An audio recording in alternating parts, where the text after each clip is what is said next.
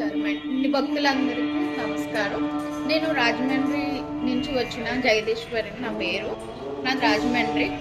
ఇది నవజనాభిషేకం గురించి నేను యూట్యూబ్లో చూశాను. అయితే ఇది 4వ ప్రతిష్ట గుడి, నవజనార్దన స్వామి స్వయంభూ.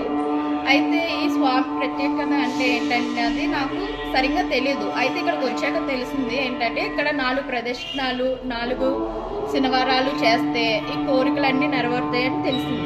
అందుకు నేను ఈరోజు మా పాపతోని వచ్చాను. స్వామిని స్వయంగా చూస్తే చాలా అందంగా వైభవంగా ఉన్నాడు.